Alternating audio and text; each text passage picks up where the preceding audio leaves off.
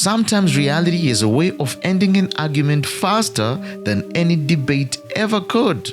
And what happened here is a perfect example of that. Take a look. Unified on court, but a different attitude among the crowd. These are for girls only. Remind me of your gender again. The Queensland Suns all-boys team, the new under-18 state champions, beating Bond University's Bull Sharks, an all-female side. One of my former teammates, Matt Geyer, his daughter actually played against that male team. They had no chance. Like the males were just like too fast, too physical. It was just a disadvantage to the girls. Everyone should have the right to participate in any sport they choose, and it doesn't matter what your gender is. There is no boys tournament due to low player numbers, so the team was placed in the girls competition. This was just an opportunity and a platform for the men and boys to continue to grow and love and explore and experience our game. It's believed the Suns weren't abused by players, but from parents in the crowd, allegedly making vulgar comments from behind the team's bench. For those young boys in particular to be experiencing that was, such an incredible shame. Bond University told 7 News, "We are incredibly proud of the performance of our under-18 Bull Sharks. The structure of the competition is a matter for Netball Queensland." We just want to create a space where boys can play netball and sort of change that landscape. Netball Queensland is now working on a men's standalone tournament next year. At times, but you have stirred the pot. So I just wanted to comment on this John McEnroe situation that happened a little while ago. He apparently got into some hot water when he made the statement that Serena Williams would have been ranked 700th if she was playing on the men's. What's going on? Let's just start with the elephant in the room. That's right. Why was it necessary for you to say that anybody, Serena, couldn't beat the 700th player on the men's circuit? As you know well enough, Charlie, I've respect Serena very much so, okay? And I was simply calling her on an NPR, which supposedly you're supposed to, this is where you can say it like it is and you're going to get honest feedback. She's the greatest female player that ever lived. Then the lady said to me, I don't remember which one, but she said, why did you say woman? Why don't you just say the greatest, tennis player that ever lived? And so then I felt the need, however, unfortunately, I'm probably to defend myself. I don't know, just say what I really felt. I mean, which is about what I think she would be. I think you're referring to the fact that I said she'd be about 700 in the world. Yeah. Right. We all know that John McEnroe respects Serena. He really believes that she's the greatest female tennis player to ever play the game. But we also know that he's a man who will speak honestly. He will speak what he believes. He's not making any kind of political statement. He was just giving his honest opinion. What would happen if the greatest female player played on the men's tour? Where would she rank? And he just said 700th. Of course, he was just saying that he was just saying that casually on that radio show. I'm sure that if he had some time to really think about it, the real answer would probably be somewhere in the 100 to 200 rank range for someone like Serena. But the reality is, he's right. I mean, he is right that she would not rank very high or anywhere high at all on the men's tour simply because it's a completely different game. We're talking about almost two different types of sports in which the men, it's just a different game. And Serena herself admitted it. She said it herself on the talk show, and here's a clip of where she admits it. For me, tennis and men's tennis and women's tennis are completely almost two separate sports. So I'm like, if I were to play Andy Murray, I would lose 6-0, 6-0 in 5 to 6 minutes, maybe 10 minutes, because it's true. It's true.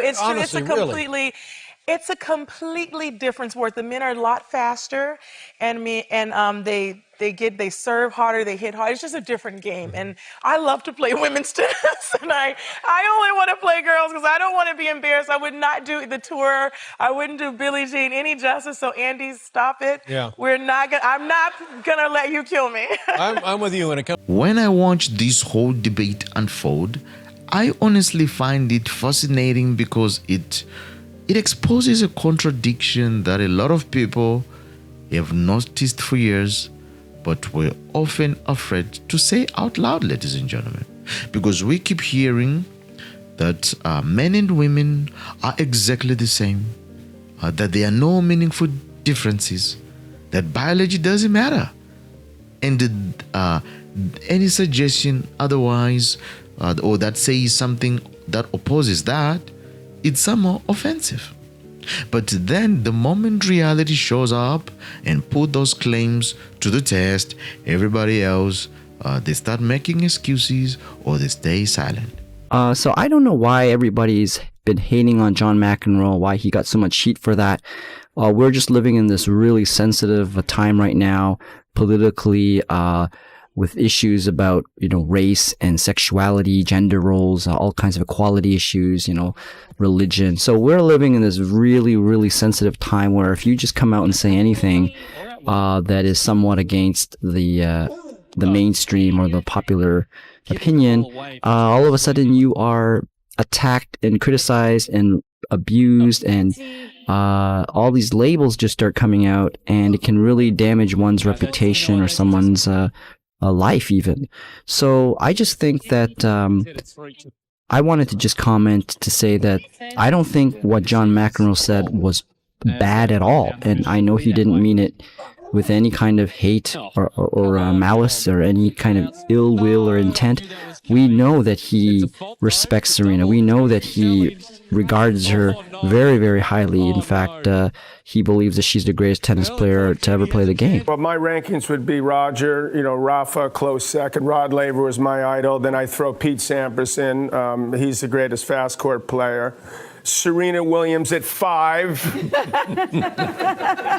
And number 6, Novak Djokovic. Okay, you happy now? Yes, I'm happy. Yes. Yes, I am. Serena, have a great time with the baby. And McEnroe went on to just say the same thing about the WNBA. Like, if you talk about the greatest women's basketball player, why would you say that she's the greatest basketball player of all time? So now you're going to take her and compare her with Jordan and Chamberlain and, James and Kobe and Dr. J and everybody. I mean, like, that doesn't make any sense, right? Nobody would think, it's not because we're anti-feminist or not because we're against women, but we all know that if you take WNBA's greatest player, female player of all time, you can't put her up there with the top 100 basketball players of all time in terms of men. I mean, if it was a real match, one-on-one, or, she wouldn't stand a chance against, men. Not even against just your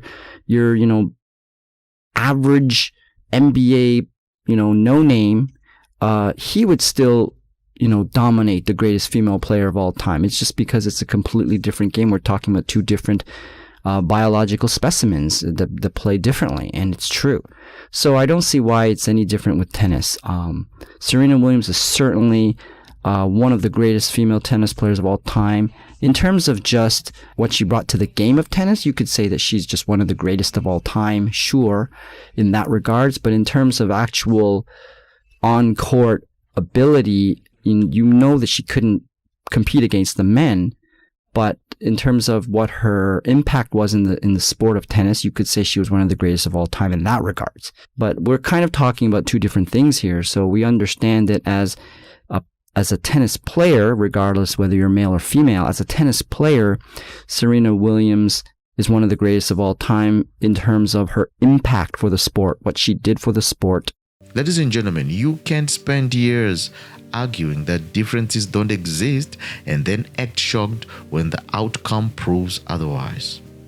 Because at some point, reality has to matter. You see, we have to stop pretending that obvious differences are controversial. You see? An all-boys netball team is allowed to compete against an all-girls team for the state title. Now, the all-boys team wins every match, running up huge score lines, including a 30-goal victory in the grand final. All the while, parents watch on. They're angry, but they're powerless from the sidelines. Now, it all sounds like a bit of fiction, doesn't it? A Hollywood movie. That's exactly what happened at the Queensland netball titles earlier this week, where the all-male Queensland Suns blitzed their all-female competitors to be crowned the Queensland under-18 state champions. Now, it's been labelled crazy and unfair, but Netball Queensland is refusing to apologise. For her reaction, I want to bring co-founder of Save Women's Sport Australasia, Catherine Deves. Catherine, You may have been a netballer in your day. I was. I played mixed netball, but I don't know if I'd like to be in a team of women going up against a team of athletic men. Who in their right mind thought this was okay? Well, look, I was a field hockey player, but what I'd like to say is that when Netball Australia says this is all about inclusion, who's being included here? Because it's certainly not the women and girls. They're being excluded. They're being expected to yet again sacrifice their sports to make sure that men and boys feel included and men and boys feel good about themselves. I mean, it's absolutely outrageous, and I'm not surprised that the parents are absolutely furious about this, and I am sure that if the girls were asked privately, they would also be very unhappy with what's happening here. Yeah, you're referring to a statement by the Netball Queensland CEO, Catherine Clark. I'll put it up on the screen for people. She said that we stand by the decision to choose inclusion over exclusion. Let's judge the decision in 12 months' time and see how many boys and men's team we have. Because if you can't be it if you can't see it if you can't be it. Now, I've no issue if there's a male competition, but why would you have a state competition that's predominantly always been women and suddenly bring the blokes in and have the blokes win the grand final 30 goals to the women's team? That doesn't seem fair to me. No, when we watch women's sports, we want to see the best women and girls that the world has to offer. We don't want to see men and boys taking up space on the netball court or on the podium. And frankly, I'd like to say to these boys, they should have forfeited. I mean, if they wanted to play netball, they should have done what women and girls have always historically done over the years and decades and centuries of fighting for equality, for access to sporting opportunities. And we've gotten out there, we've done the recruiting, we've done the fundraising, we've built our own leagues, and here you have these boys going, oh, I want to be included, so I'm just going to jump on in with the women, and I don't care about their right to fair competition, don't care about their right to safety, I'm just going to play. So yet again, we're seeing male entitlement, a lovely example of it here from Netball Australia. Yeah, and of course, women have fought for a long time in AFL to get a women's league up. I mean, if this sort of decision stands, you'd be putting men into the women's AFL league, even though there is already a men's AFL league, and you're taking the cause of women's sport back by decades. I want to go to another issue. The International Olympic Committee, they've delayed the release of the new transgender guidelines until next year due, they say, to an apparent conflicting opinion. But the IOC's Medical and Science Director, Dr. Richard Budgett, has reassured athletes that the guidelines will prioritise both inclusion and the avoidance of harm. How is it possible to do that if you're going to have biological male athletes again compete against women? Well, you can't. Quite frankly, as I've said, when you have inclusion of men and boys or men and boys with a special self-declared identity, women and girls lose out. Now, if you look at the principles of sport, fair competition, player safety and welfare and inclusion, you cannot equally balance those. And what the IOC are doing here is they're yet again going to prioritise inclusion, and they're going to put the burden of giving up fair competition and safety on women. So it's completely outrageous, and they should just face up to the fact that they are prioritising the inclusion of males and admit it instead of pretending that they're trying to be fair to everybody, because they're not. Folks, the thing is, I don't even understand why this is such a difficult conversation to begin with. Nobody gets offended when different weight classes exist or are talked about in boxing. Nobody gets offended when youth teams, compete against each other instead of competing with professional athletes, for example. Nobody complains, you see. Even when age groups are separated, because everyone understands that physical advantages, they exist. Common sense, it has to matter, right? But somehow or somewhere along the line, common sense has become offensive, ladies and gentlemen. Now we are living in a culture where people can look directly at something obvious and still insist it isn't true. Can you imagine? I mean, if you point out that in front of everybody, you are somehow defined as the problem. And I think that's why stories like this, they get so much attention, ladies and gentlemen. And people, they aren't reacting because they're surprised by the outcome. No, most people, they knew exactly what the outcome would be before even the competition started. You see? Yeah. And what surprises people is that we're still having the argument after all. Because let's be honest, ladies and gentlemen, if a high school boy defeats a women's team, that's not exactly shocking, to be honest. If male athletes have physical advantages in certain sports, that's not breaking news, right? Because if biology influences performance, that's not some radical new discovery, because we have known these things forever. You get it? The real story isn't the result. The real story is that saying these things out loud is now controversial. That's the real story. You see? And what I find even more interesting is how selective people can be when it comes to accepting reality. You see? Yeah. When the facts support certain narrative, we are told to trust the science, trust the experts, trust the evidence. But when facts become inconvenient to the narrative, suddenly we are supposed to ignore what we are saying. Ladies and gentlemen, that doesn't make sense to me. I mean, either the facts matter or they don't. Either we care about the truth or we don't. And I don't think we can build a healthy society on feelings alone. Feelings are important, absolutely. You see? But they are not reality, ladies and gentlemen. A person can sincerely feel something and still be wrong. That applies to all of us. You see? And that's why I have respect for people who are willing to speak honestly, even when it's unpopular. You see? And one thing that I've even noticed is that some of the strongest statements on these issues, ladies and gentlemen, they often come from people who have actually achieved greatness in their field. In other words, they understand competition and physical performance and differences. You see, just because someone states a fact, it doesn't mean they're attacking anybody. And that's something that I wish a lot of people understand. Just because somebody points out reality, it doesn't mean they hate anybody. No, the truth doesn't stop being true because somebody finds it uncomfortable. No, ladies and gentlemen. I think that's why so many ordinary people, they've become frustrated with the modern culture. You see? It feels like we are constantly being asked to participate in obvious fictions. We are expected to deny what we know, to ignore what we see, to stay silent about the things that everybody understands. Because guess what? 20 years ago, most of these statements, they wouldn't be controversial at all. You see? They would have been considered common sense observations, and that would have been true.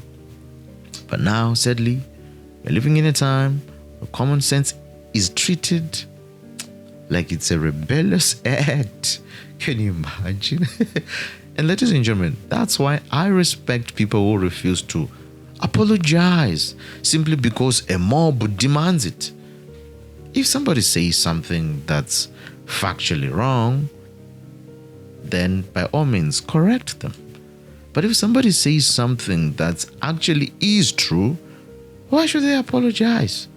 I mean, why should honesty require an apology? Why should a reality need permission? Ladies and gentlemen, I think that's a question more people, they're beginning to ask, because truth isn't determined by activists. No. Truth isn't determined by who gets offended. Ladies and gentlemen, truth is true whether people like it or not. That's why I think So many people, they are less afraid to speak up now because they're realizing that they don't have to abandon common sense just because somebody tells them to do that. They don't have to reject obvious facts just to fit in. No. A society that values truth, ladies and gentlemen, even when that truth is uncomfortable, is a chance to move forward. Because real progress isn't built on pretending. No. Real progress starts with acknowledging reality first. That's a fact. And no matter how controversial that may sound, especially these days, I still believe that's the only solid foundation that any society can stand on. Absolutely. Folks, if you enjoyed this one, click on the next. You'll definitely enjoy it even more.